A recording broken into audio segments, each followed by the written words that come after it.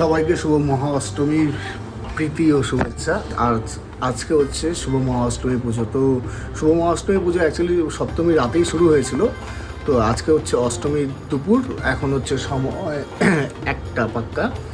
আর ষষ্ঠী থেকে সপ্তমী অবধি আমি আর মনীষা ঘরের ভিতরেই কাটিয়েছি, মানে বিশেষ কোথাও বেরোয়নি। আর আজকে অষ্টমী ভেবেছিলাম যে বেরোবো না, কিন্তু পরে ভাবলাম যে না বেরোলেও কীরকম হয়। তো রাতে যেহেতু অনেক ভিড় থাকে, রাস্তাঘাটে লোকজন থাকে, আর একটু আমাদের প্রেগনেন্সি জার্নিটা একটু কমপ্লিকেটেড, যার জন্য এবার ডিসিশন নিয়েছে আমি আর মনীষা পুজোতে ঘুরতে বেরোবো না ভিড়ভাড়টাতে। তো এখন একটু জাস্ট বেরোবো, দু একটা ঠাকুর দেখবো বাইকে করে আমাদের লোকালেই। তো যার জন্য রেডি হলাম, মনীষাও রেডি হচ্ছে ও স্টুডিওতে। আর সত্যি বলতে যদি আমাদের প্রেগনেন্সি জার্নিটা মানে কমপ্লিকেটেড না থাকতো, তাহলে হয়তো আমি পুজোতে ঘুরতাম মনীষাকে নিয়ে, বা মনীষাও বেরোতো আমার সঙ্গে বিভিন্ন জায়গায় ঘোরার জন্য। প্রত্যেক বছর যেরকম আমরা ঘুরি, তো এই বছর যাই হোক একটা বছর একটু স্কিপ করলে কোনো একটা বড় মানে বিষয় না। যে আসছে সে সুস্থ স্বাভাবিকভাবে আসুক, আর সুস্থ স্বাভাবিকভাবে থাকুক, তারপরে না হয় আবার পুজো একসঙ্গে 3 জন ঘোরা যাবে। কিন্তু এ বছরটা আমাদের একটু রিস্কি আছে, যার জন্য আমরা এবছর পুজোটা স্কিপ করলাম। তাও এখন অষ্টমীর দিন দুপুরবেলা আমি আর মনীষা বেরোচ্ছি একটু লোকালে ঠাকুর দেখার জন্য।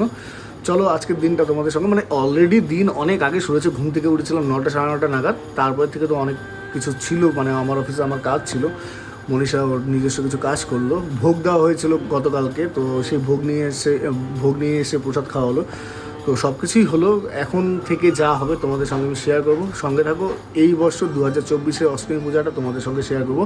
হয়তো অষ্টমীর দিনই আজকেই হয়তো বেরোবো, আর হয়তো আগামীকাল বেরোবো না, দশমীতেও হয়তো বেরোবো না। যাই হোক, আজকের দিনটা যাই করি না কেন তোমাদের সঙ্গে শেয়ার করবো। আর এজ এ মেমোরিজ হিসাবে আমি আমার ইউটিউব চ্যানেলে ভিডিওটা রেখে দেবো। তো চলো আজকের দিনটা অষ্টমীর শুভ মহা অষ্টমীর তোমাদের সঙ্গে সূচনা করি।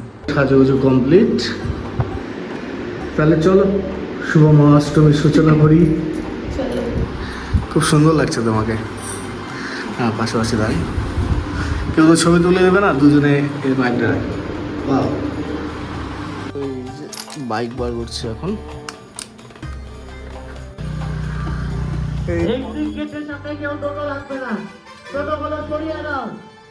আমাদের প্রথম ঠাকুর দেখা। এক্সিট গেটের সামনে কেউ টোটো রাখবে না।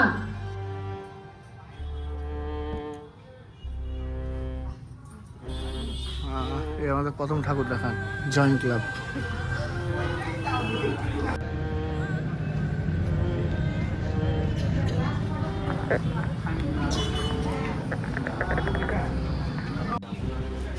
এখন আসলাম আমরা তুফানগঞ্জ দেবী বাড়ির দেবী দর্শন করতে।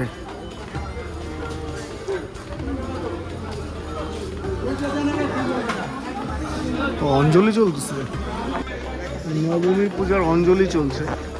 নবমী পূজার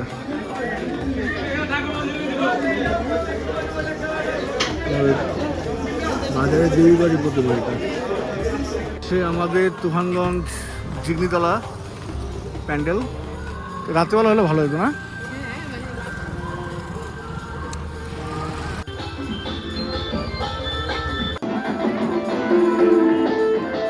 তুফানগঞ্জের শুভ সংঘ লম্বাপাড়া। হ্যাঁ,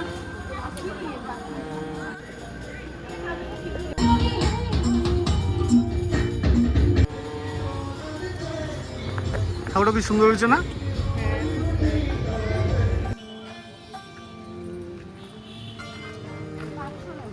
হ্যাঁ,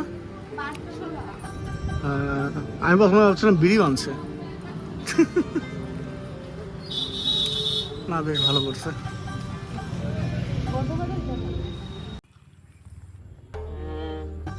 ও বাসি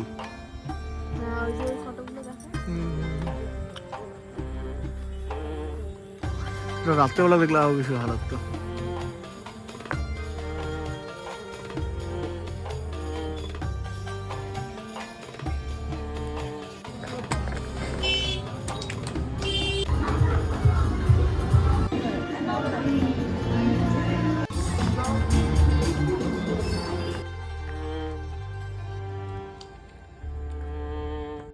সময় হচ্ছে 9টা। পুজো ঘুরে এসে দুপুরবেলা বিকেলবেলা ঘরে এসে মানে খুব ঘুমিয়েছিলাম।